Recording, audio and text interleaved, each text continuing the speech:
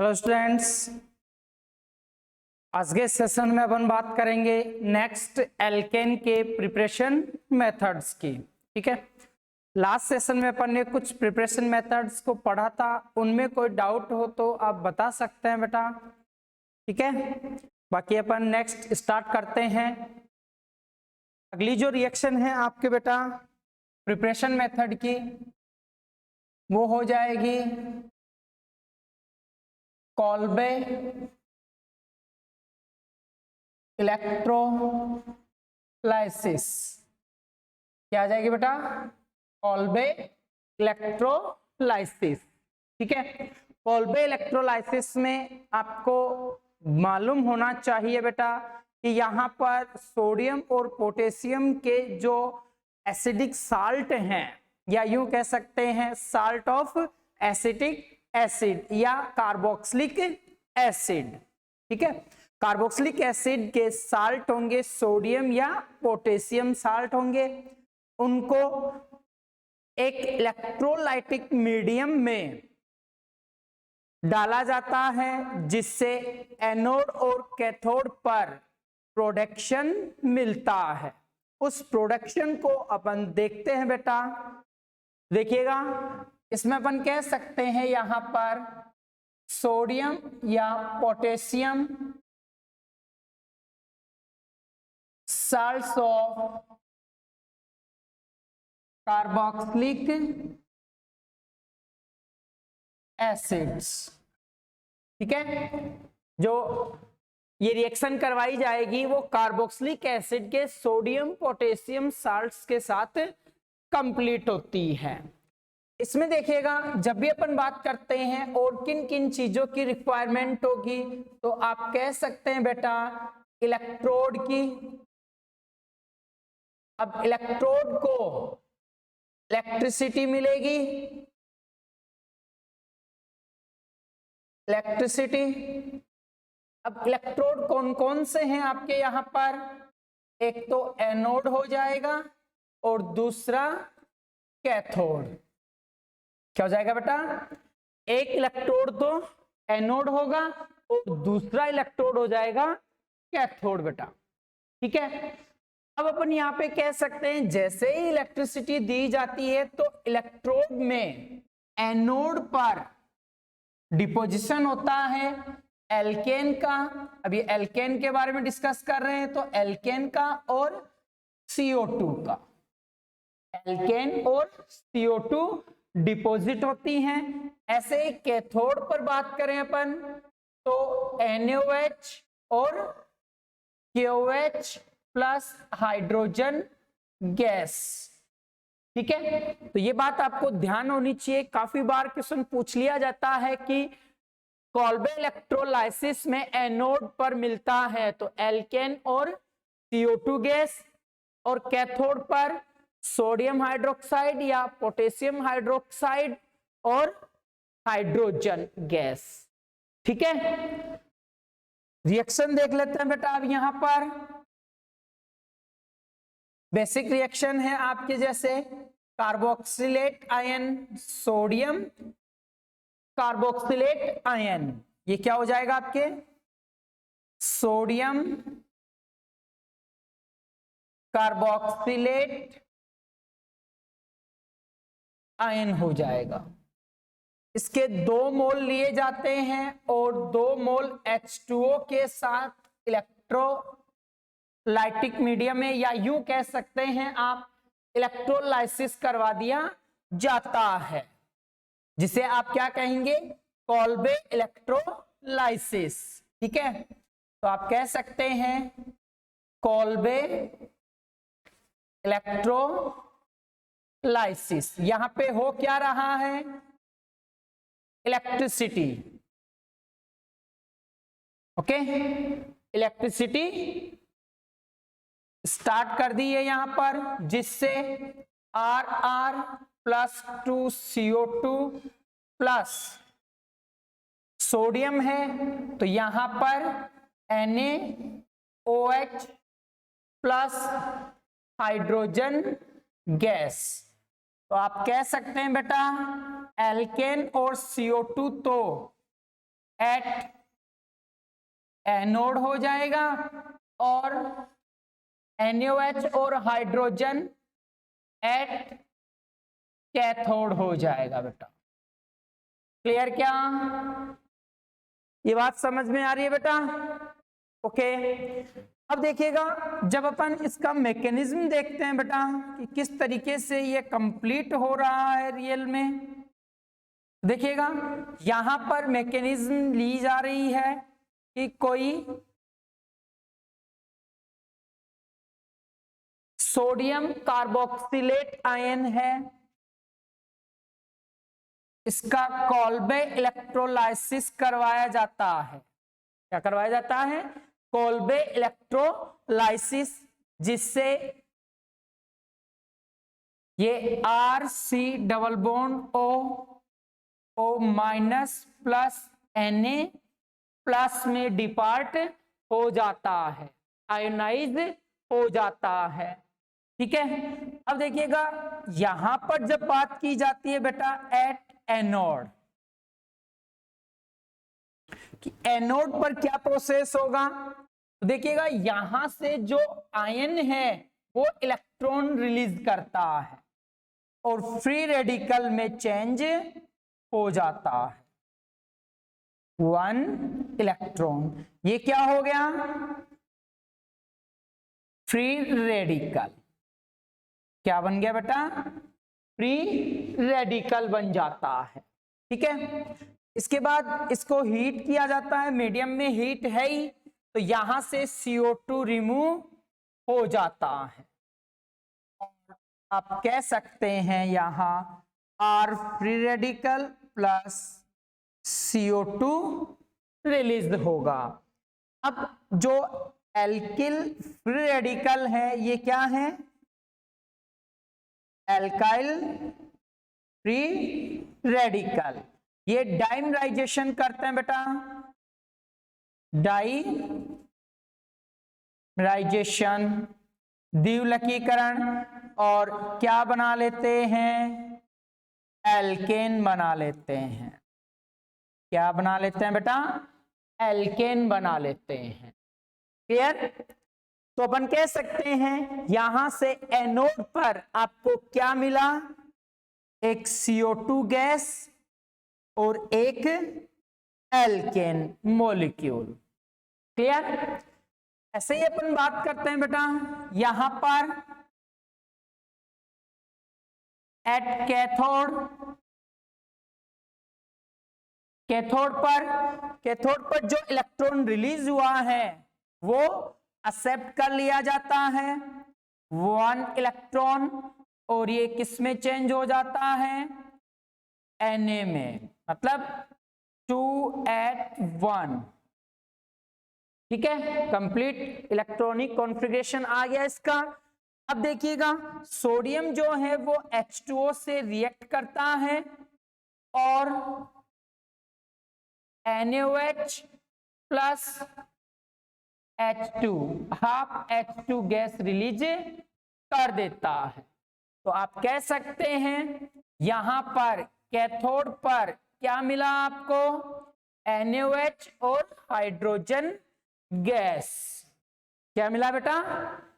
NaOH और hydrogen gas यहां पर मिल जाता है। काफी बार यह क्वेश्चन पूछा जाता है कि यहां पर एनोड पर बनने वाले प्रोडक्ट या उत्पाद और कैथोड पर बनने वाले प्रोडक्ट या उत्पाद क्या होंगे बेटा। ठीक है। इनमें किसी को कोई डाउट यहां पर? ओके, नोट कर लीजिएगा, फिर इससे रिलेटेड एक दो क्वेश्चन अपन डिस्कस करते हैं यहां पर बेटा।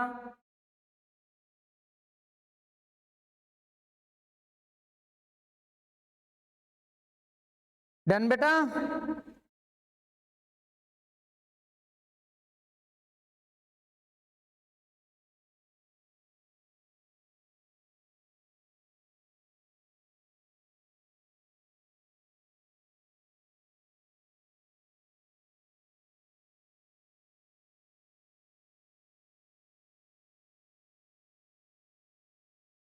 आगे बढ़े।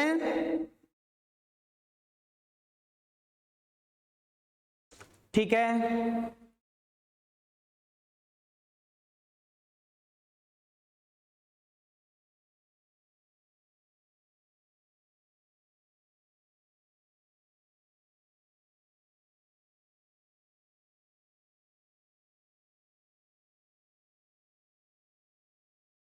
देखिएगा यहां से किस टाइप के क्वेश्चन आते हैं उनको देख लीजिए आप। CH3 CH2 C double bond O minus Na+, ठीक है।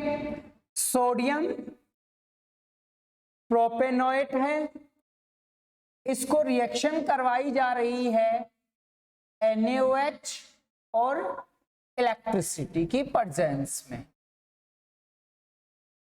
तो पॉसिबल प्रोडक्ट बताने आपको।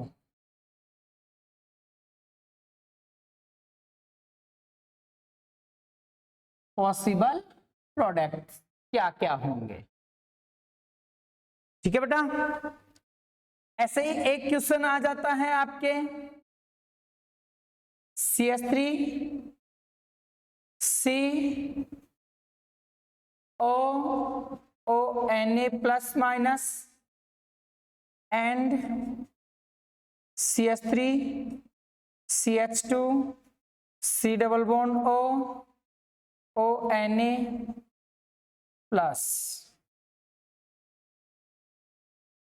कॉल्बे इलेक्ट्रोलाइसिस, ठीक है, और NaOH की प्रेजेंस में।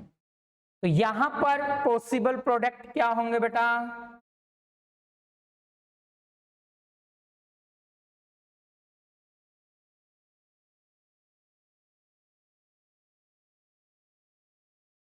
बताइए जरा।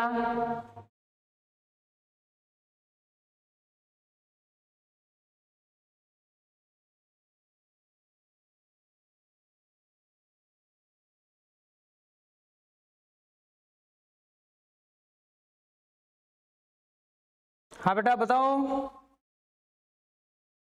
सोल्व कर लिया होगा। देखो जैसे ही इलेक्ट्रिसिटी इसमें पास की जाती है तो बेसिकली यहां पर CO2 रिलीज हो रही है। इसका मतलब प्रोसेस कैसा है बेटा? D carboxylation. कैसा है बेटा?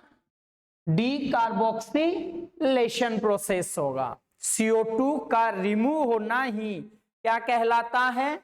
डी कार्बोक्सिलेशन कहलाता है। अब देखिएगा जैसे ही यहां पर ये CO2 रिमूव हो जाता है तो डाइमर बनाएगा। तो पहला जो है वो आपके बन जाएगा product CH3 CH2 CH2 CH3। क्या नाम होगा ये? ब्यूटेन। और इसमें ब्यूटेन ही मेजर प्रोडक्ट होता है बेटा, ठीक है। सब प्रोडक्ट या साइड प्रोडक्ट काफी सारे होते हैं और उनका अमाउंट मिनिमम होता है। जैसे अपन बात करें दूसरा जो प्रोडक्ट है वो CH3 CH3 एथेन भी बनता है। फिर तीसरा product CH2 double bond CH2 भी बनता है।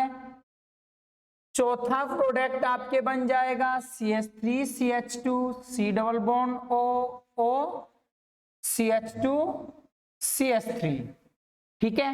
एस्टर का फॉर्मेशन हो जाता है बहुत ही मिनिमम अमाउंट में। ऐसे ही पांचवा जो प्रोडक्ट बनेगा वो परऑक्सी एनहाइड्राइड भी बना लेता है।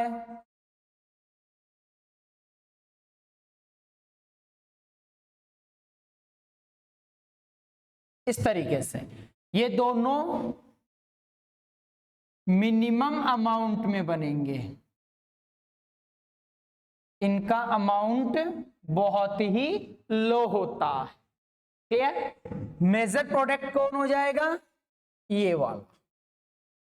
बात क्लियर हो रही है क्या बेटा? ठीक है। अब देखो ये कैसे बनते हैं। नॉर्मल रिएक्शन में इस तरीके से ये प्रोसेस होगा कि डाइमर बना लेगा, जिससे क्या बनेगा, ये ब्यूटेन बन जाता है। क्या बन जाता है बेटा, ब्यूटेन, और ये ही मेजर प्रोडक्ट होता है। देखो दूसरा, यहां पर डाइमराइजेशन ना होकर CH3CH2 जो ग्रुप है वो हाइड्रोजिनेशन शो करता है, और हाइड्रोजिनेशन से क्या हो जाता है, एल्केन मतलब एथेन का फॉर्मेशन होता है। इसका फॉर्मेशन हो जाता है बेटा एथेन का। क्लियर ना। ऐसे ही अपन बात करते हैं कि देखो इसमें NaOH जो है वो क्या है बेटा, OH माइनस, और इसे आप क्या बोल सकते हैं, स्ट्रॉन्ग बेस। क्या बोल सकते हैं बेटा, स्ट्रॉन्ग बेस बोल सकते हैं। ठीक है, स्ट्रॉन्ग बेस होने के कारण ये क्या हो जाएगा, एलिमिनेशन शो करता है।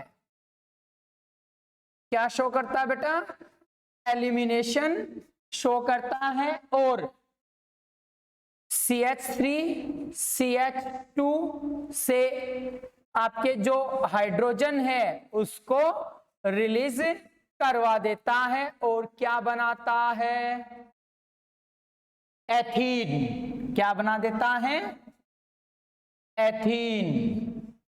क्लियर बेटा, ये प्रोसेस इसमें होगा। ठीक है, तो देखो ब्यूटेन बन गया मेजर प्रोडक्ट, एथेन बन गया, इथीन बन गया, और मिनिमम अमाउंट में आपके एस्टर और परऑक्सी एनहाइड्राइड भी बन जाते हैं।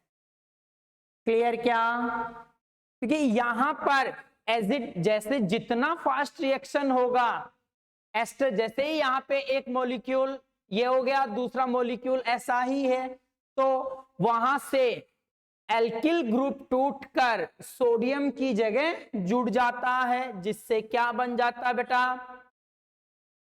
एस्टर बन जाता है। किसका फॉर्मेशन हो जाता है, यहां पर एस्टर का फॉर्मेशन हो जाता है बेटा। ठीक है, और परऑक्सी एनहाइड्राइड बन जाता है। क्लियर, प्रोक्सी एनहाइड्राइड कैसे बन रहा है, डाइमराइजेशन से। ठीक है, जैसे ब्यूटेन का फॉर्मेशन हुआ डाइमराइजेशन से, और ज्यादा फास्ट रिएक्शन हो जाती है तो मिनिमम अमाउंट में ये क्या करता है, डुप्लेक्स बना लेता है, और वो जुड़ जाते हैं, जिससे एनहाइड्राइड, जिसे आप प्रोक्सी या प्रोक्साइड एनहाइड्राइड या प्रोक्सी एनहाइड्राइड के नाम से जानते हैं बेटा। क्लियर, इसमें इस वाले क्वेश्चन में किसी को डाउट बेटा, डन। हाँ बेटा, बोलो बोलो। अगला क्वेश्चन देखें। देखो नेक्स्ट क्वेश्चन देखिएगा, यहां पर एथेनोइट प्रोपेनोइट, ठीक है, सोडियम एथेनोइट हो जाएगा ये तो, और ये हो जाएगा सोडियम प्रोपेनोइट। जब भी अपन बात करते हैं कि इस तरीके के कोई क्वेश्चन आ जाए जिसमें different different salt of carboxylic acid present हो, ठीक है, तो उसमें एक से ज्यादा प्रोडक्शन रेट हो जाती है। ठीक है बेटा, तो अपन कह सकते हैं यहां पर एक से ज्यादा प्रोडक्ट फॉर्म होंगे। अब वो प्रोडक्ट कौन कौन से हैं उनको अपन डिस्कस कर लेते हैं बेटा।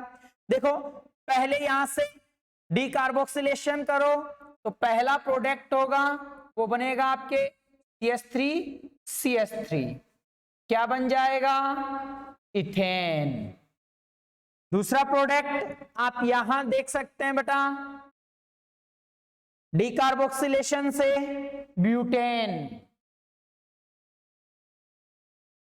CH3 CH2 CH2 CH3, ये क्या हो जाएगा बेटा, ब्यूटेन।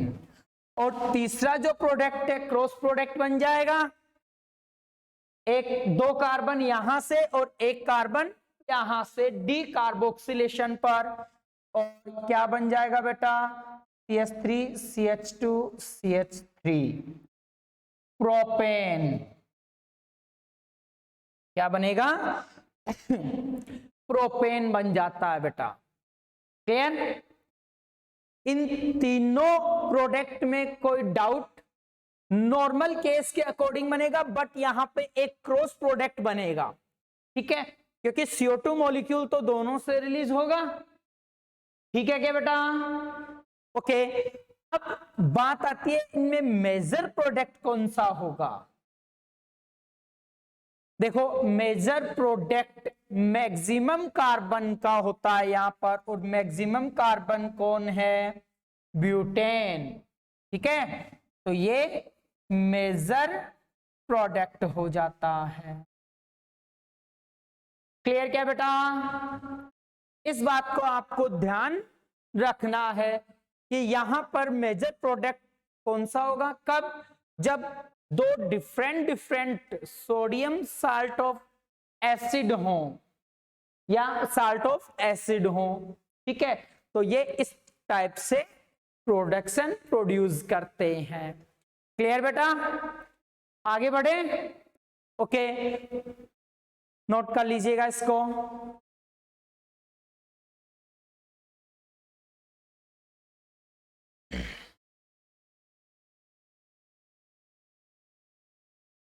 ये होता है आपके कोल्बे इलेक्ट्रोलाइसिस।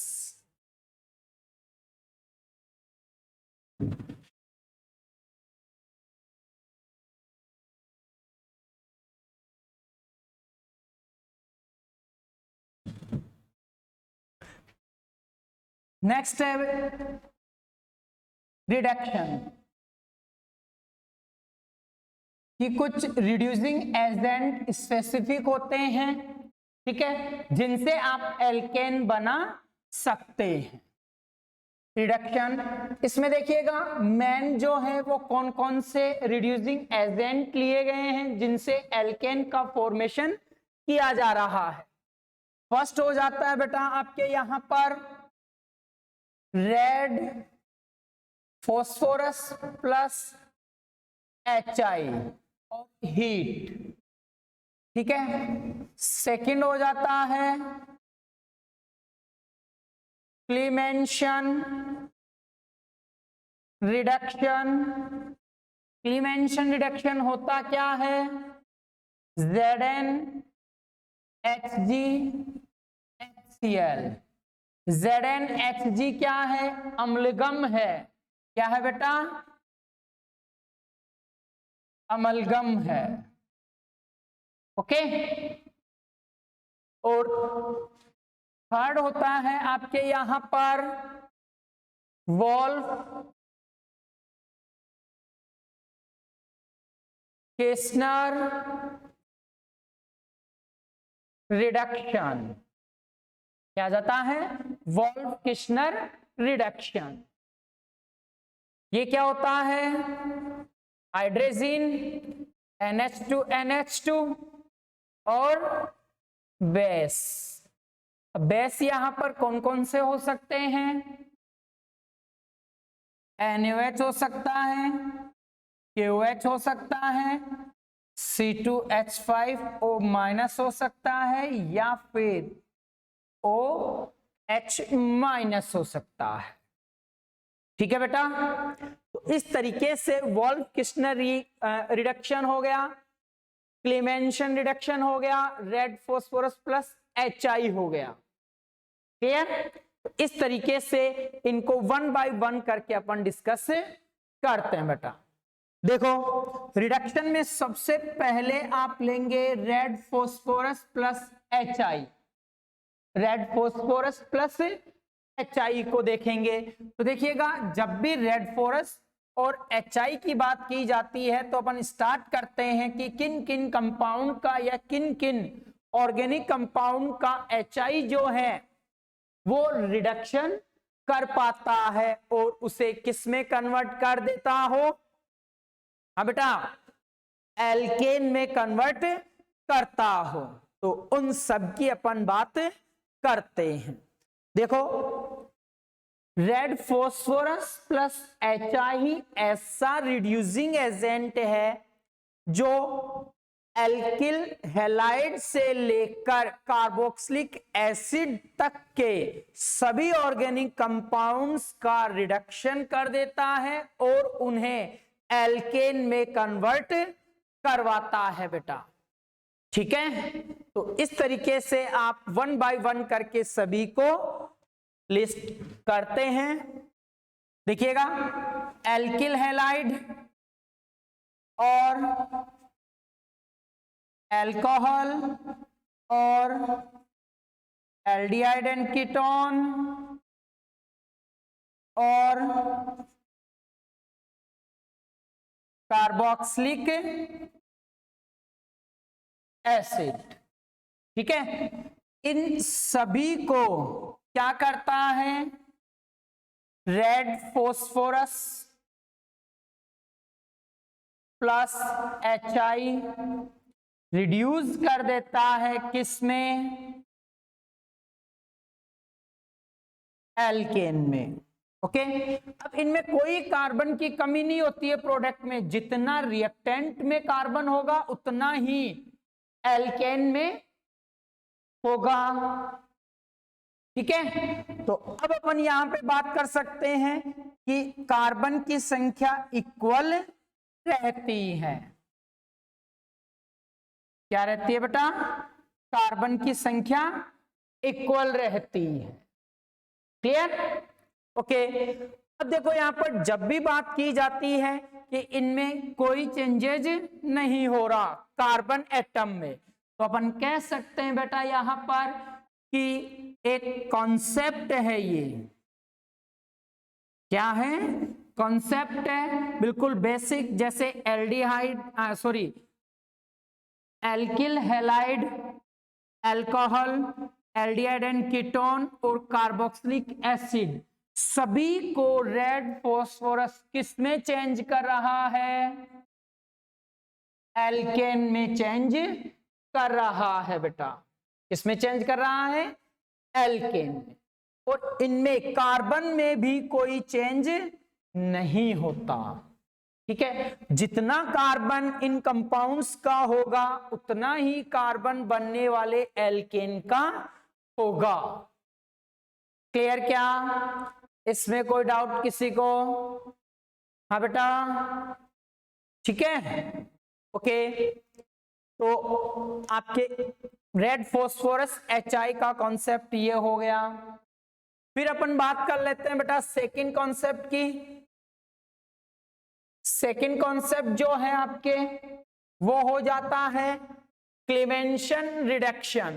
तो क्लीमेंशन रिडक्शन जो है वो एल्डिहाइड और कीटोन ही शो करते हैं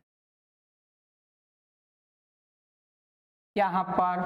तो अपन कहेंगे ZnHg, ठीक है, HCl, ये क्या है, क्लीमेंशन रिडक्शन है। और ये किस में कन्वर्ट हो जाएगा बेटा, एल्केन में। यहां पर भी क्या होगा, N is equal to C और N is equal to C, मतलब कार्बन की संख्या अभी भी चेंज नहीं होती है। तो अपन कह सकते हैं एल्डिहाइड और कीटोन में कौन सा ग्रुप प्रेजेंट होता है बेटा, carbonyl group, carbonyl group present होता है। क्या होता है, कार्बोनाइल ग्रुप प्रेजेंट होता है यहां पर। देखिएगा, कार्बोनाइल जो ग्रुप है वो क्लीमेंशन रिडक्शन की प्रेजेंस में किस में चेंज हो जाता है, CH2 में, मतलब मिथाइलिन ग्रुप में। इसमें चेंज हो जाता है बेटा, मिथाइलिन ग्रुप में ये चेंज हो जाता है। ठीक है, तो अपन बात कर सकते हैं कि जब भी एल्डिहाइड कीटोन का CO ग्रुप मतलब कार्बोनाइल ग्रुप प्रेजेंट हो तो क्लेमेंशन रिएजेंट की प्रेजेंस में यह मिथाइलिन ग्रुप में बदल जाता है। किसमें बदल जाता है बेटा? मिथाइलिन ग्रुप में बदल जाता है। ठीक है, इसमें अब आगे कोई चेंज नहीं होता, CO ग्रुप CH2 में बदल जाएगा और एल्केन बना देता है। क्लियर? ऐसे ही थर्ड कंसेप्ट है बेटा आपके वुल्फ-किस्नर रिडक्शन। अब वुल्फ-किस्नर रिडक्शन भी क्या करेगा? एल्डिहाइड और कीटोन को ही रिड्यूस कर पाएगा। ये क्या होता है? NH2 oblique base. अब बेस यहां पर हो सकता है आपके O- NaOH KOH या C2H5O-,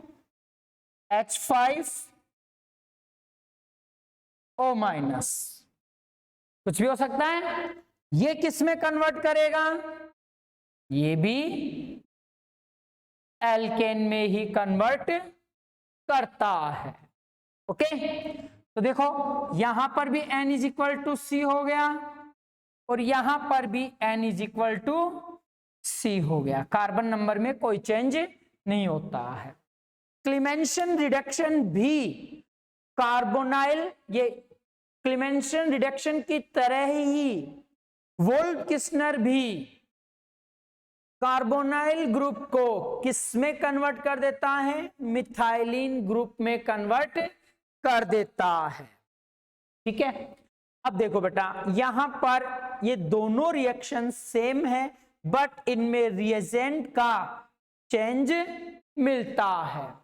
कि रिएजेंट का चेंज क्यों मिल रहा है? जब एल्डिहाइड कीटोन दोनों ही एल्केन बना रहे हैं तो बेसिकली अपन बात करते हैं कि क्लेमेंशन रिडक्शन में जिंक जो है उसकी प्रेजेंस में ये रिडक्शन होता है और एल्डिहाइड जो है वो जिंक की प्रेजेंस में अदर कंपाउंड का चक्रीय पॉलीमर या आप बोल सकते हैं साइक्लिक पॉलीमर बना देता है, जिससे एल्केन का जो लब्धि है या यील्ड है, अमाउंट है, वो क्या हो जाता है?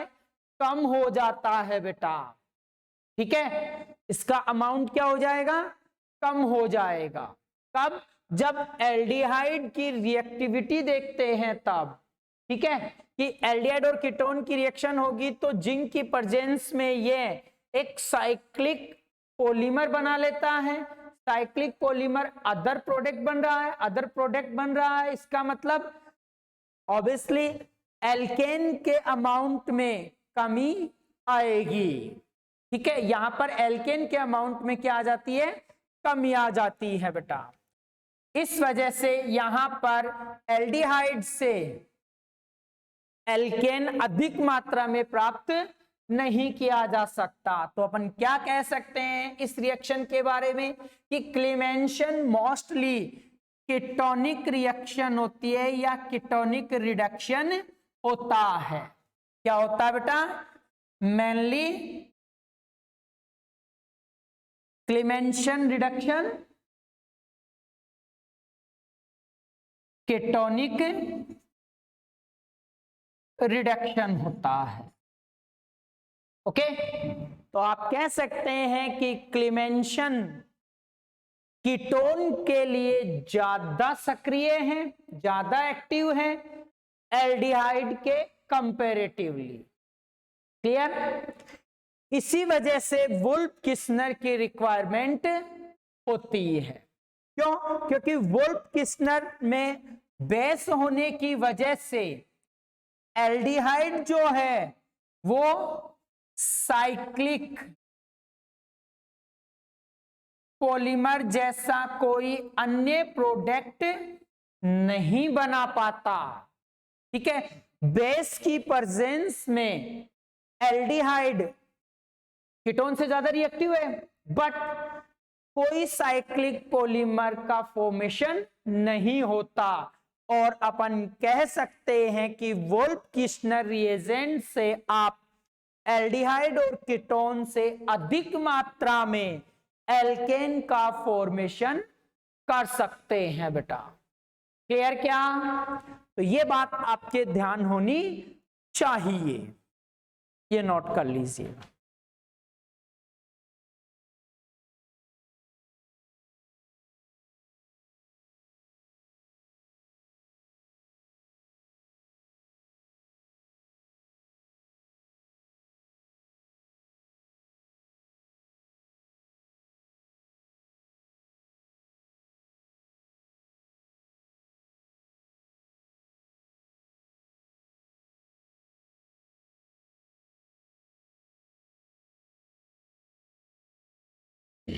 ठीक है,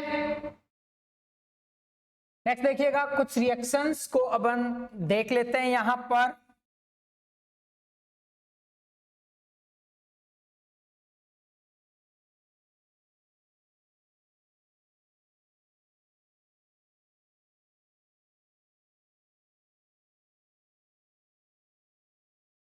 क्वेश्चंस देखिएगा यहां पे, CH3 CH2X forward reaction, X की जगह मैं यहां पर Cl ले लूं, red phosphorus plus HI, okay, और हीट, ए प्रोडक्ट होगा। अगला question, CH3 CH2 CHO, red phosphorus plus HI,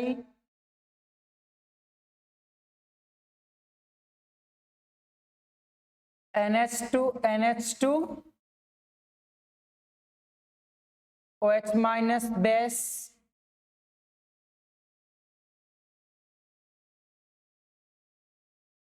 और आप यहां पे ले सकते हैं ZnHg/HCl। ठीक है, देखो यहां पर जो जिंक की प्रेजेंस में ये कौन सा हो जाएगा, क्लीमेंशन रिडक्शन, जिंक की प्रेजेंस में रिडक्शन हो रहा है, बट HCl के साथ एल्डिहाइड साइक्लिक जो पॉलीमर है वो बनाता है।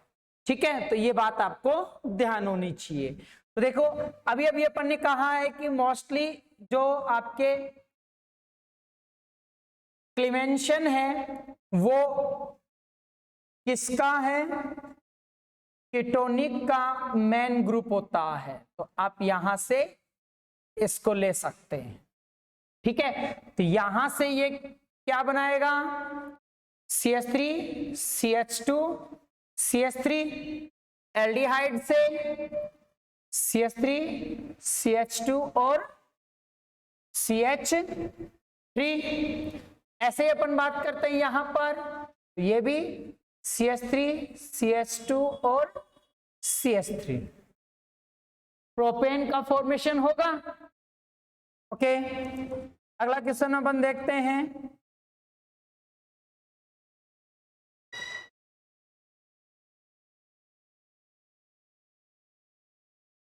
प्रोडक्ट बनेगा,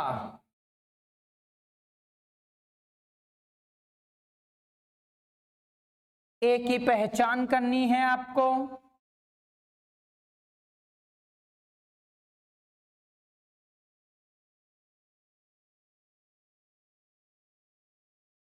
ठीक है,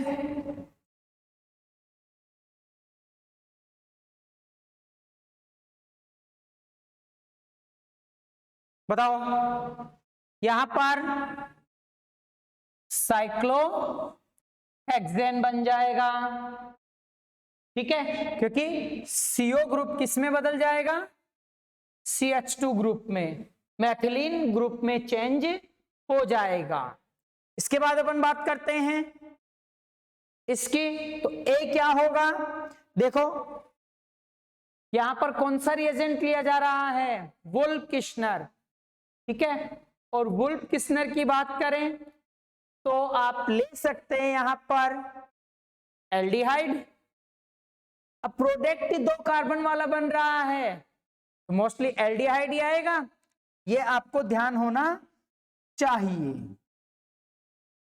क्योंकि 3 कार्बन वाला प्रोडक्ट बनता तो एल्डिहाइड और कीटोन दोनों आ जाते हैं, क्योंकि कीटोन में फर्स्ट मेंबर में ही एसीटोन में 3 कार्बन की रिक्वायरमेंट होती है और इन रिएक्शन में कार्बन नंबर में कोई चेंज नहीं हो रहा होता है, ठीक है बेटा।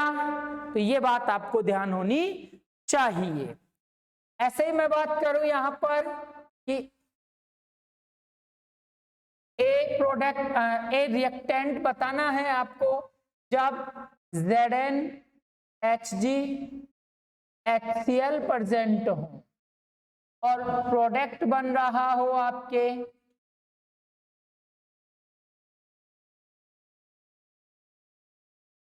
जस्ट अभी टॉपिक या पॉइंट मैंने आप लोगों को हिंट के रूप में बताया था, जस्ट अभी यहां पर देखो बेटा क्या बात आ जाएगी कि क्लीमेंशन मोस्टली या मेनली कीटोनिक रिडक्शन है और इसमें प्रोपेन बन रहा है, तो बेसिक आइडिया से आप लिख सकते हैं ये एसीटोन होगा। फाइनल आंसर यही होगा, ऐसे नहीं है कि CH3 CH2 CHO भी हो जाएगा, ओके। क्योंकि इससे तो मिनिमम अमाउंट मतलब इसका कुछ कम अमाउंट मिलता है एल्केन का, कीटोन से मैक्सिमम अमाउंट मिलेगा। क्यों? क्योंकि अभी अपन ने डिस्कस किया था बेटा कि एल्डिहाइड जो है वो जिंक की प्रेजेंस में HCl के साथ क्या बना लेता है, एक साइक्लिक पॉलीमर बना लेता है। साइक्लिक पॉलीमर बन जाने की वजह से ही ये क्या करता है, यहां पर एल्केन में कमी लाता है, ठीक है। जो प्रोडक्ट एल्केन बन रहा है उसमें क्या आ जाती है, कमी आ जाती है बेटा, ठीक है क्या। इस तरीके से आप इन क्वेश्चंस को सॉल्व कर सकते हैं, लिख लीजिएगा।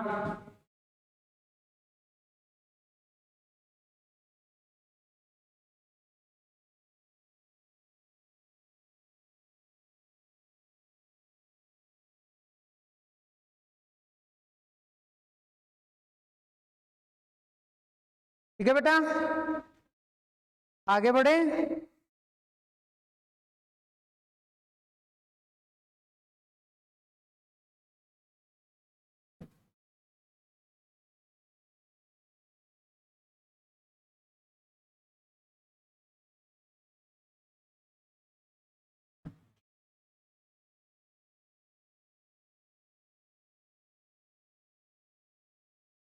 नेक्स्ट है बेटा आपके reaction Grignard reagent by Grignard reagent, ठीक है। ग्रिग्नार्ड रिएजेंट से एल्केन किस तरीके से प्रिपेयर किया जाता है, तो देखो बेटा जब भी आप बात करेंगे बेसिक कॉन्सेप्ट की तो इसमें RMgX देखिएगा, ग्रिग्नार्ड रिएजेंट को GR भी लिखा जाता है और GR आपके होता है RMgX और ये जो है वो more reactive organometallic compound है। क्या बेटा? ऑर्गेनो मेटेलिक कंपाउंड है, ठीक है। कि ग्रिग्नार्ड रिएजेंट अपने ऑर्गेनिक केमिस्ट्री में ऐसा रिएजेंट है कि ये हर किसी कंपाउंड के साथ रिएक्ट होने का सामर्थ्य रखता है। ठीक है, किसी के साथ भी ये रिएक्ट कर जाता है, तो इसे आप कहेंगे मोर रिएक्टिव ऑर्गेनोमेटेलिक। अब देखिएगा इसको ऑर्गेनोमेटेलिक क्यों कहा जाता है, क्योंकि इसमें कार्बन और मेटल के बीच क्या है, बॉन्ड है। कार्बन क्या होता है, कोवेलेंट बॉन्ड बनाने वाला, और मैग्नीशियम मेटेलिक बॉन्ड बनाने वाला। ठीक है, और कार्बन से ऑर्गेनिक कंपाउंड का फॉर्मेशन होता है। ठीक है, इसीलिए इसको नाम क्या दे दिया गया है, बॉन्ड को ऑर्गेनो मेटेलिक बॉन्ड। क्या कह दिया गया बेटा, ऑर्गेनोमेटेलिक बॉन्ड कह दिया गया है। ठीक है, ओके। तो अपन बात करते हैं कॉन्सेप्ट की। तो देखिएगा यहां पर जब भी आप गिरना रिएजेंट को लोगे और इससे एल्केन फॉर्म करोगे, तो आप कह सकते हैं कि कोई भी एक्टिव हाइड्रोजन वाला कोई भी सब्सटेंस यूज कर सकते हैं। ठीक है, जैसे यहां पर ये क्या है, एक्टिव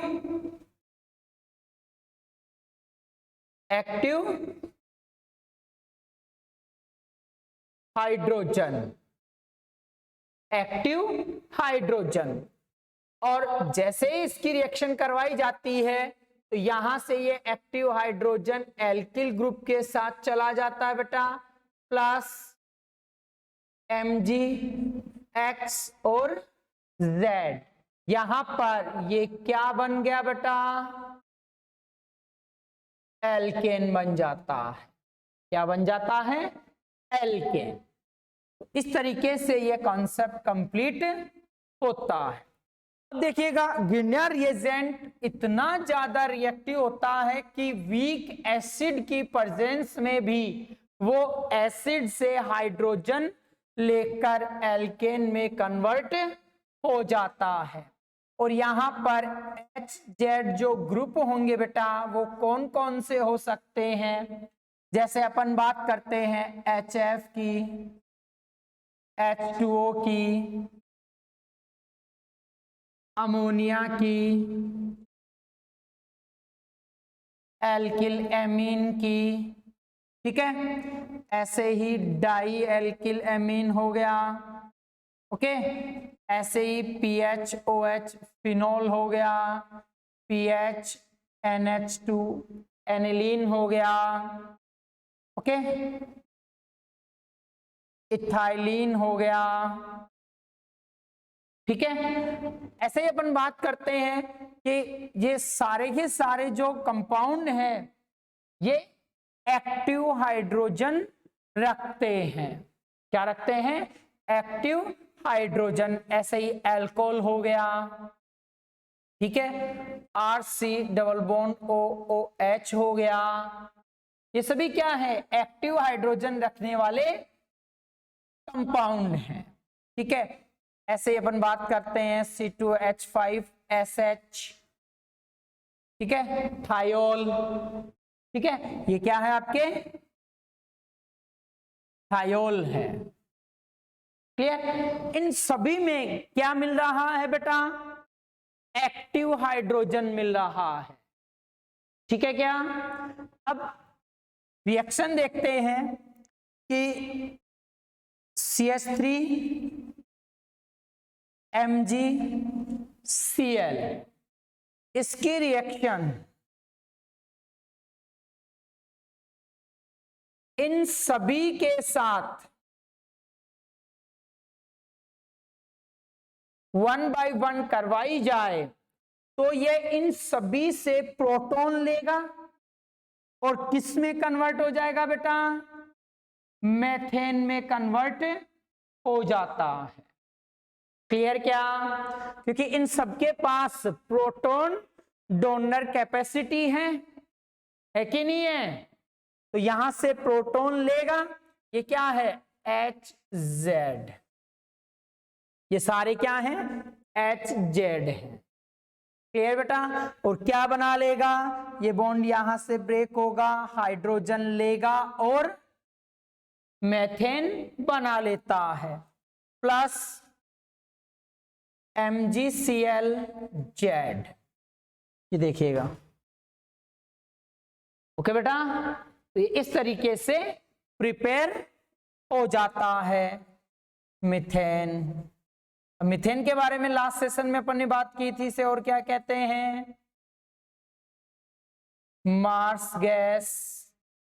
क्या कहते हैं, मार्स गैस। दूसरा फायर डैम भी इसको बोला जाता है। क्लियर बेटा। तो इस तरीके से ग्रिग्नार्ड रिएजेंट से भी आप क्या बना सकते हैं बेटा, एल्केन का फॉर्मेशन कर सकते हैं। ठीक है, देखिएगा ग्रिग्नार्ड रिएजेंट को सबसे पहले विक्टर ग्रिग्नार्ड ने देखा था सन 1900 में।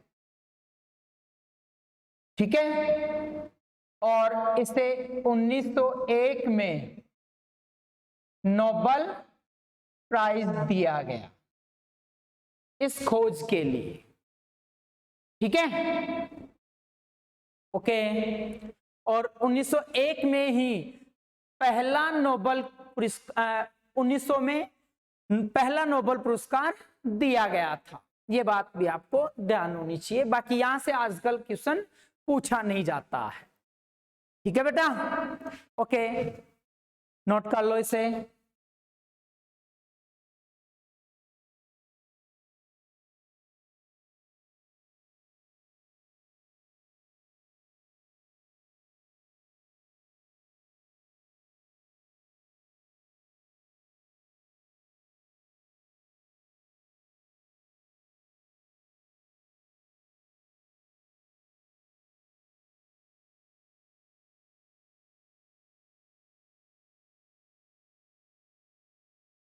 ठीक है बेटा, आगे बढ़े।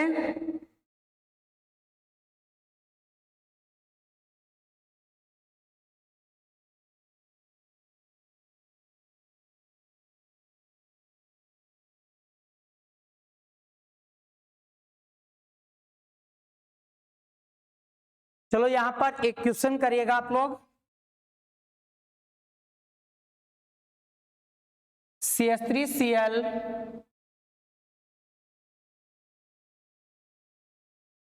Mg ether A product H2O B product NH3 C product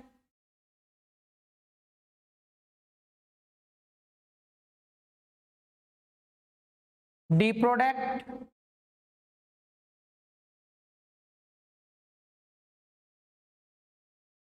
E product. बताओ,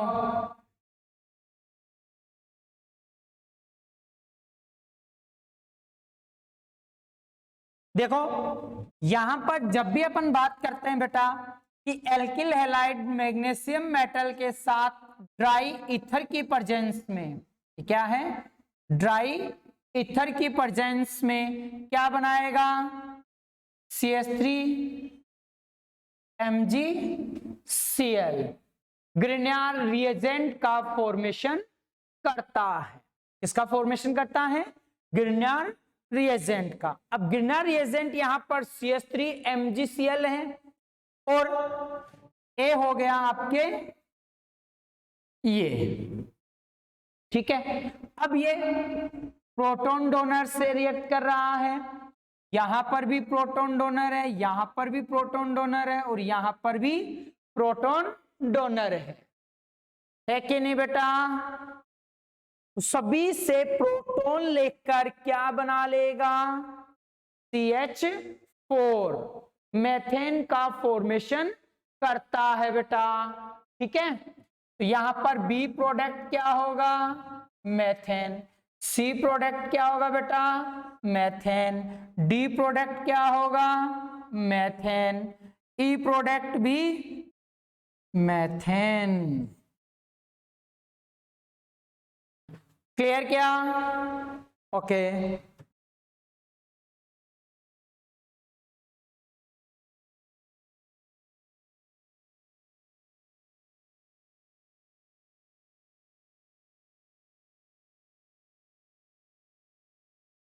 नेक्स्ट देखो बेटा,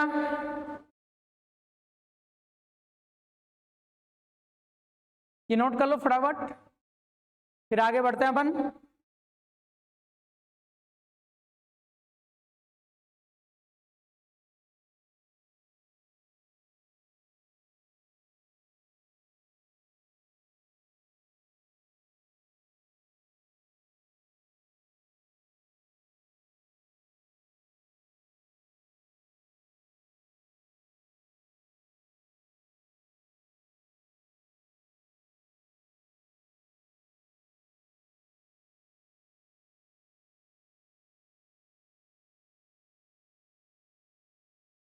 बढ़े आगे।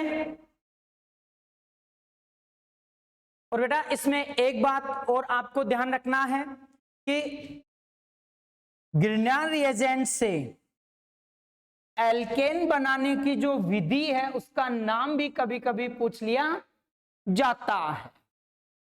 तो विधि है आपके जीरेनी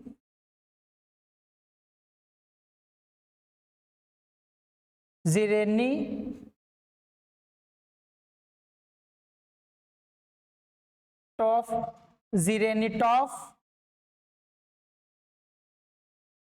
मेथड।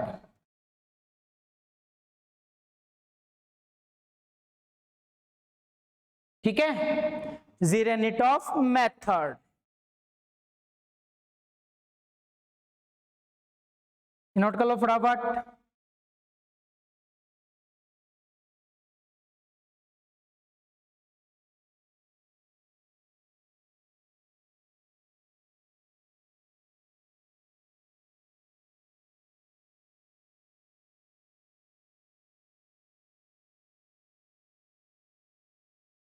हाँ बेटा ठीक है।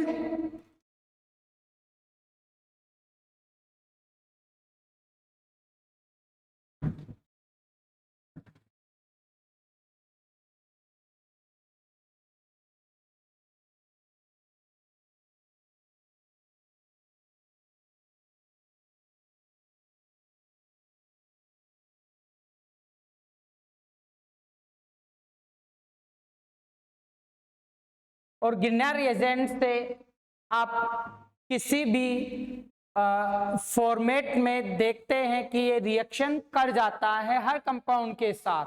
और जब भी ग्रिग्नार्ड रिएजेंट की रिएक्शन की बात की जाए तो आपको एक बात और ध्यान होनी चाहिए बेटा कि ग्रिग्नार्ड रिएजेंट मात्रात्मक आंकलन में काम में लिया जाता है। ठीक है, क्वांटिटेटिव जो प्रोसेस है उसमें इसको काम में लिया जाता है। अब देखिएगा नेक्स्ट आपके हो जाता है बेटा by metal carbides. Metal carbides, ठीक है। मेटल कार्बाइड से भी आप मेथेन या यूं कह सकते हैं कि एल्केन का फॉर्मेशन कर सकते हैं बेटा। ठीक है, यहां पर मेटल कार्बाइड जैसे एक रिएक्शन है आपके Al4C3, ठीक है, इसकी रिएक्शन 12H2O के साथ करवाते हैं हीट करके या एसिडिक मीडियम में। तो यहां पर आपको 4AlOH का होल ट्राइस, इसका पीपीटी मिलेगा, प्लस 3CH4, ये हो जाएगा आपके क्या? मेथेन। क्लियर? दूसरी रिएक्शन जो है बेरिलियम कार्बाइड, ये तो क्या हो गया आपके बेटा, एल्यूमिनियम कार्बाइड, और ये हो जाता है बेरिलियम कार्बाइड, बेरिलियम कार्बाइड। ठीक है, H2O के साथ रिएक्शन करवाते हैं, H2O के साथ जैसे ही रिएक्शन होगी यहां पर क्या बन जाएगा, BeOH का whole twice plus methane. Okay, तो आप कह सकते हैं बेटा एल्यूमिनियम कार्बाइड से और बेरिलियम कार्बाइड से भी आप क्या बना सकते हैं, एल्केन का फॉर्मेशन कर सकते हैं। और अपन कह सकते हैं यहां पर कि मेथेन जो है वो कार्बाइड से शुद्ध मात्रा में प्योर फॉर्म में ये मिलते हैं। मेटल कार्बाइड जैसे एल्यूमिनियम कार्बाइड और बेरिलियम कार्बाइड, इन दोनों में से बेरिलियम कार्बाइड से प्योर मेथेन गैस मिलती है। ठीक है बेटा, तो ये बात भी आपको ध्यान होनी चाहिए। क्लियर, आगे बढ़े। अब देखो ये तो होते हैं आपके एल्केन बनाने की जो प्रिपरेशन मेथड है वो कंप्लीट। अब अपन देख लेते हैं कुछ फिजिकल प्रॉपर्टी, तो इसे नोट करो फटाफट।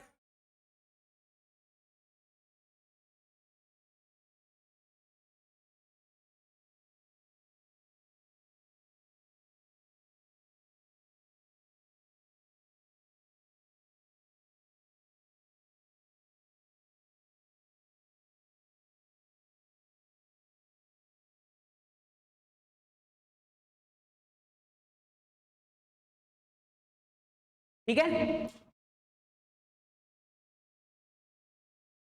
आगे देखिएगा।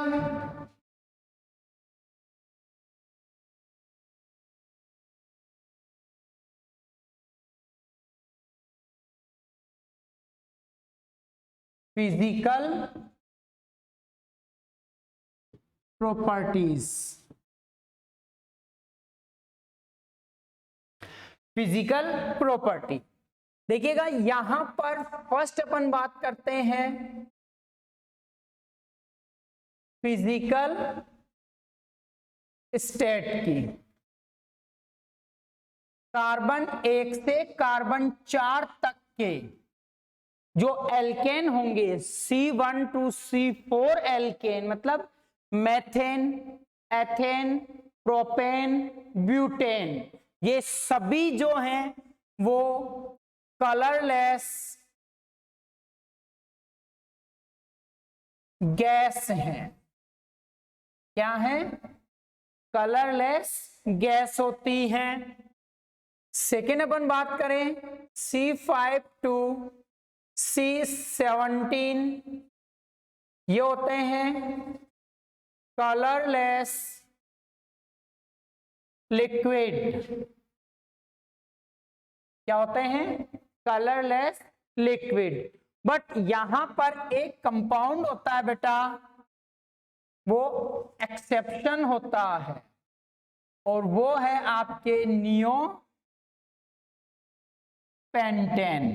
नियोपेंटेन हो जाता है CH3C, CH3, CH3, CH3, ये।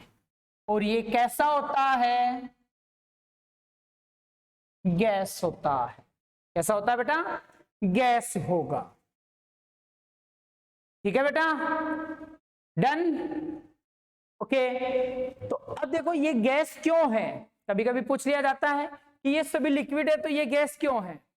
क्योंकि देखो बेटा C5 से C17 जो कंपाउंड होंगे एल्केन के, उनका सरफेस एरिया थोड़ा बढ़ जाता है। ठीक है, बट नियोपेंटेन में, पेंटेन लिक्विड होगा बट नियोपेंटेन गैस होता है। ठीक है, क्योंकि इनके वॉन्डरवॉल मॉलिक्यूल्स के बीच वॉन्डरवॉल फोर्सेस जो होते हैं वो क्रिएटिव हो जाते हैं या एक्टिव हो जाते हैं। ठीक है बेटा, ऐसे ही अपन बात करें C18 एंड अपर या हायर,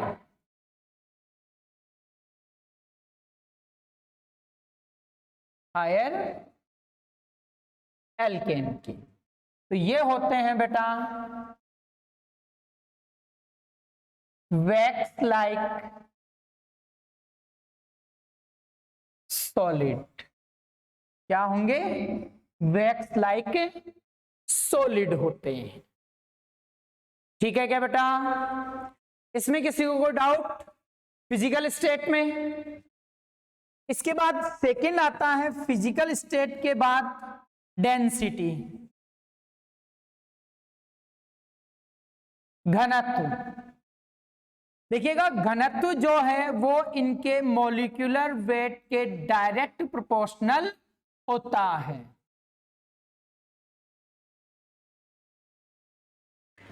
तो अपन कह सकते हैं बेटा कि जैसे जैसे मॉलिक्यूलर वेट बढ़ेगा डेंसिटी भी बढ़ेगी। MWT का मतलब हो जाता है मॉलिक्यूलर वेट। ठीक है बेटा, तो मॉलिक्यूलर वेट जैसे जैसे बढ़ेगा डेंसिटी बढ़ेगी। क्लियर? बट यहां पर एक बात आती है बेटा, उसको आपको ध्यान रखना है कि 0.8 ग्राम पर लीटर के बाद ये क्या हो जाते हैं? हल्के हो जाते हैं। ठीक है, 0.8 ग्राम पर लीटर के बाद ये क्या हो जाते हैं? हल्के हो जाते हैं और वाटर सरफेस पर तैरते हैं, फ्लोटिंग करते हैं। ठीक है, तो अपन कह सकते हैं कि एल्केन जो है वाटर में तैरते हैं। ठीक है, कभी कभी बार यहां से एक क्वेश्चन पूछा जाता है, काफी इंटरेस्टिंग क्वेश्चन होता है बेटा वो। देखो एल्केन, जैसे साइक्लोएल्केन की बात करें अपन, साइक्लोहेक्सेन लेते हैं। साइक्लोहेक्सेन जानते हो आप लोग? ये होता है बेटा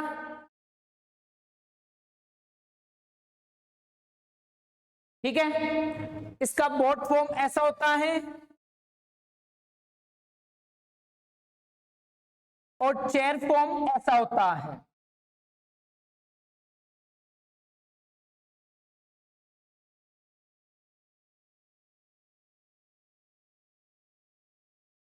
होता है कि नहीं होता? कभी कभी पूछ लिया जाता है साइक्लोएल्केन वाटर से या पानी से हल्के हैं क्योंकि साइक्लोहेक्सेन का बोट फॉर्म पानी पे तैरता है नहीं।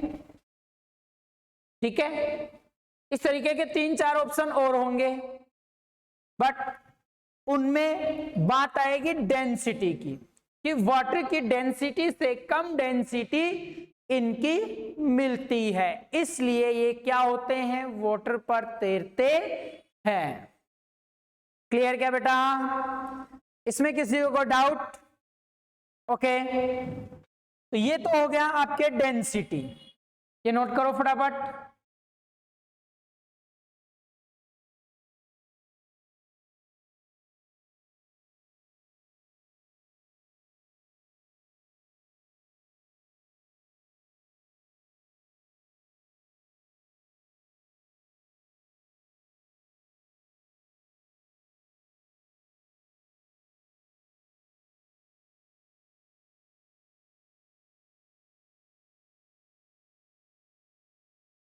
ठीक है बेटा, आगे बढ़े।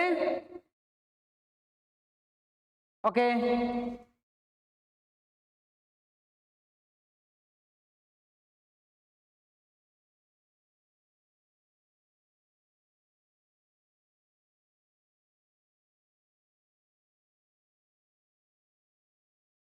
थर्ड है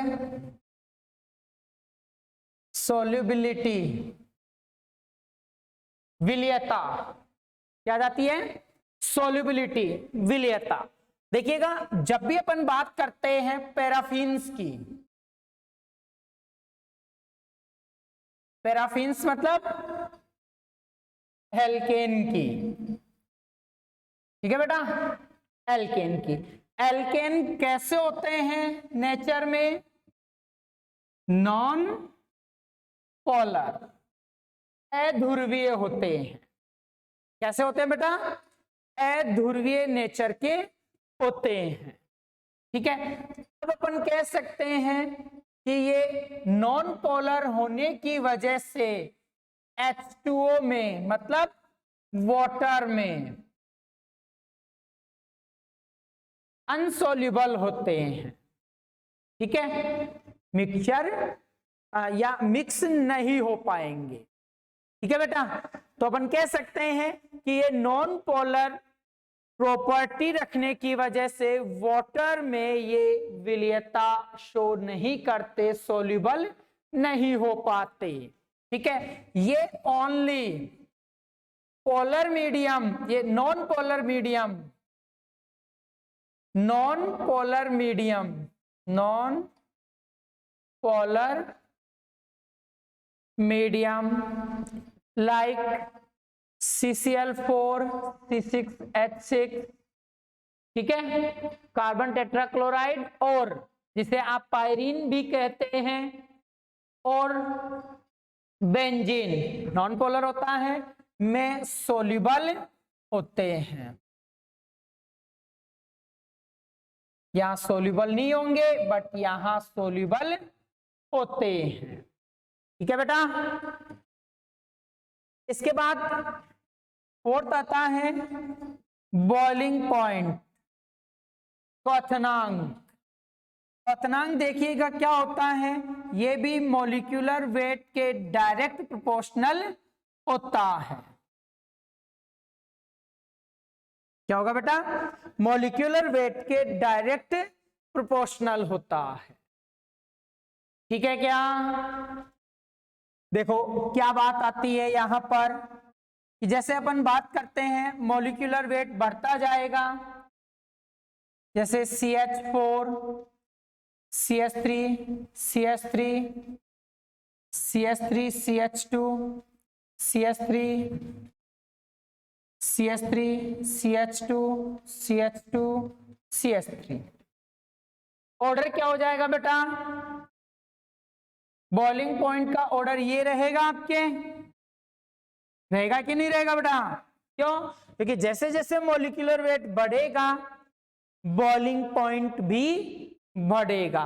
पहले 1 कार्बन, फिर 2 कार्बन, 3 कार्बन, 4 कार्बन के साथ साथ हाइड्रोजन की संख्या भी बढ़ रही है, हाँ या ना? तो मॉलिक्यूलर वेट तो बढ़ ही रहा है ना बेटा, इस वजह से यहां पे क्या हो जाएगा? बॉइलिंग पॉइंट भी इंक्रीज हो जाता है, ठीक है क्या? तो इस वजह से ये क्या होता है, यहां पर पूरा का पूरा बॉइलिंग पॉइंट बढ़ा हुआ मिलता है, ठीक है क्या? बट एक कंडीशन यहां पर आ जाती है कि जैसे आप कह सकते हैं बॉइलिंग पॉइंट इनवर्सली हो जाता है ब्रांच के, ठीक है, किसके? ब्रांच के। साइड चेन आ जाए तो बॉइलिंग पॉइंट डिक्रीज हो जाता है। कैसे? एग्जांपल लेते हैं, ये केवल आइसोमर्स में देखने को मिलता है। किसमें देखने को मिलता है? आइसोमर्स में। अपन बात करें जैसे CH3, CH2, CH2, CH3, ये क्या है? एन ब्यूटेन है। क्या है बेटा? एन ब्यूटेन है। इसका आइसोमर क्या हो जाएगा? आइसोब्यूटेन। CH3CH, CH3CH, ये क्या हो गया? आइसोब्यूटेन। ओके, क्या ये आइसोब्यूटेन। अब इन दोनों में किसका बॉइलिंग पॉइंट ज्यादा होगा? अभी किसका बॉइलिंग पॉइंट ज्यादा होगा? जिसकी ब्रांच नहीं है। देखो एन ब्यूटेन का बॉइलिंग पॉइंट आइसोब्यूटेन के बॉइलिंग पॉइंट से ज्यादा मिलता है बेटा, ठीक है क्या? ऐसे ही नेक्स्ट एग्जांपल आप देख सकते हैं एन पेंटेन का।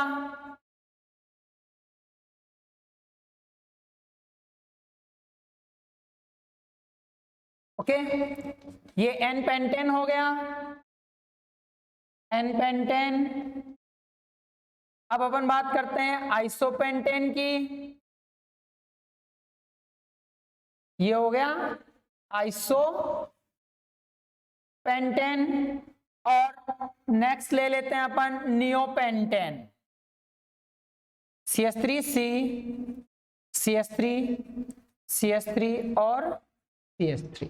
ये क्या है बेटा? नियोपेंटेन है। तो इन तीनों में किसका बॉइलिंग पॉइंट मैक्सिमम होगा?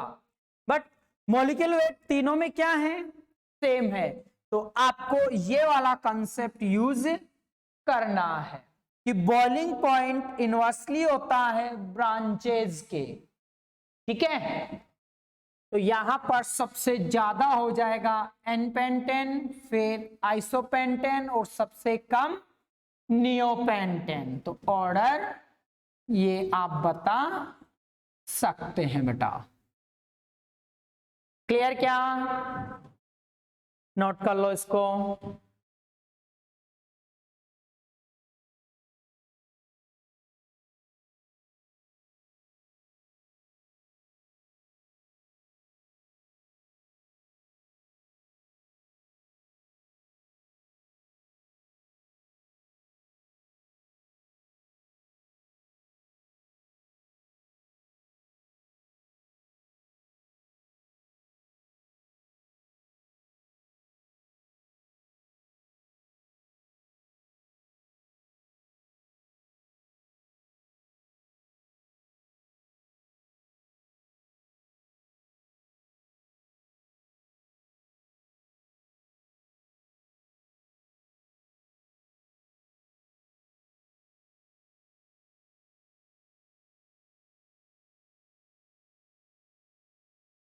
ओके, नेक्स्ट देखो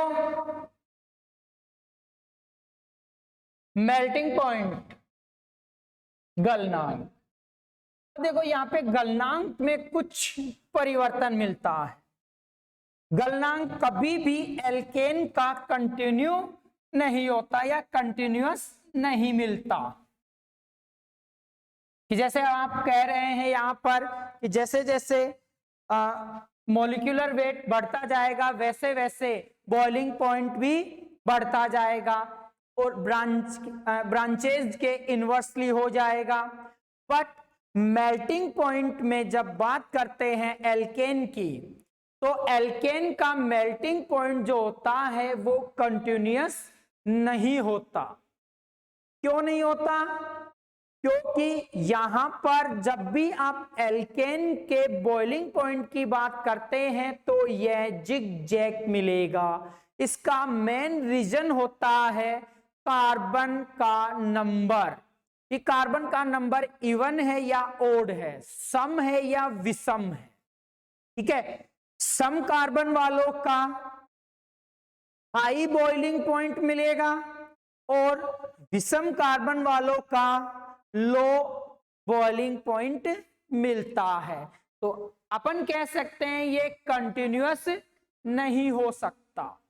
ओके, ये कंटिन्यू कभी भी नहीं होता है। तो देखो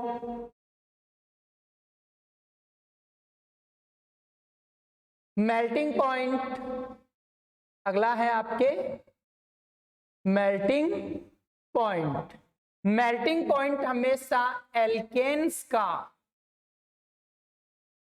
कैसा होता है?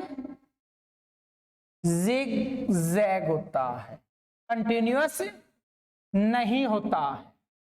ठीक है, इसका जो रीजन है रीजन हो जाएगा इवन और ऑड कार्बन नंबर, इवन और odd carbon number. Okay, even और ऑड कार्बन नंबर, सम और विषम कार्बन नंबर हो जाता है। देखिएगा, जब भी एल्केन की बात की जाएगी यहां पर, तो जितना ज्यादा क्लोज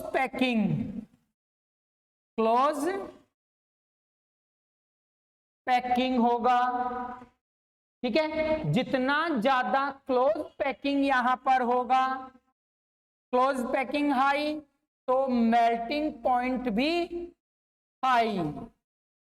ओके, यहां पर देखो, एक ग्राफ से मैं आपको ये पूरा क्लियरली कर देता हूं, एकदम क्लियर, एकदम क्रिस्टल क्लियर हो जाएगा बेटा आपके ये पॉइंट। देखो, यहां पर इस डायरेक्शन में आप लेते हैं क्या, मेल्टिंग पॉइंट, और इस डायरेक्शन में लेंगे आप number of carbon, number of carbon. जैसे मैं यहां पे कार्बन लेता हूं 2, फिर 3, फिर 4, 5, 6, 7, 8, इस तरीके से। ओके, मैं यहां से स्टार्ट करता हूं,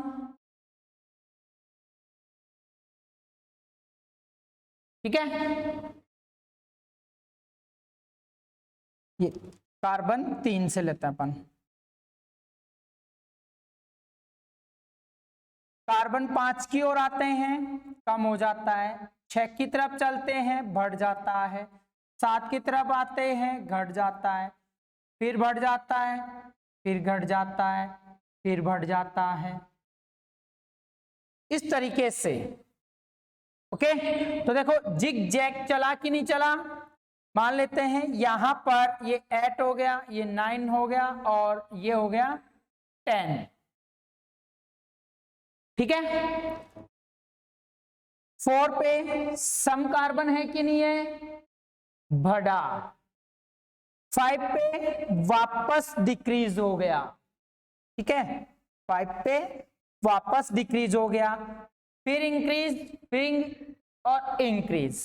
तो अपन कह सकते हैं 4, 6, 8 एंड 10 कार्बन के एल्केन का मेल्टिंग पॉइंट क्या हो रहा है, बढ़ रहा है।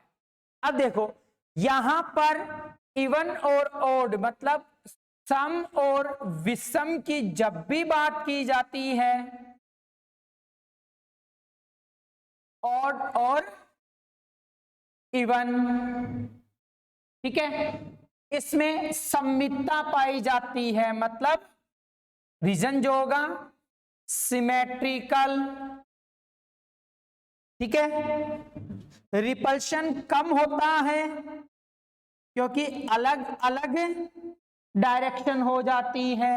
ऐसे यहां से यहां देखो, ये भी अलग अलग डायरेक्शन हो गई, इस तरीके से रिपल्शन कम होता है। ओके, यहां पे रिपल्शन कम होगा। दूसरा, क्लोज पैकिंग मिलेगी, क्लोज पैकिंग मिलती है। बट ऑड में क्या होगा, अनसिमेट्रिकल, रिपल्शन हाई और क्लोज पैकिंग कम मिलती है। ये रीजन होता है जिसके वजह से एल्केन में मेल्टिंग पॉइंट जिग जैग मिलेगा। क्या मिलेगा, जिग जैग मिलेगा। ठीक है बेटा, तो आज के सेशन में अपन यहीं तक कंप्लीट करते हैं। इसके बाद अपन बात करेंगे बेटा जो केमिकल प्रॉपर्टी है एल्केन की, उनको। केमिकल प्रॉपर्टी किस तरीके से, जैसे एल्केन जो है वो किन किन के साथ रिएक्शन कर अदर प्रोडक्ट बनाता है, उनको अपन डिस्कस करेंगे बेटा। Thank you. यहां तक किसी को डाउट तो पूछिएगा आप लोग, ठीक है। Okay, thank you.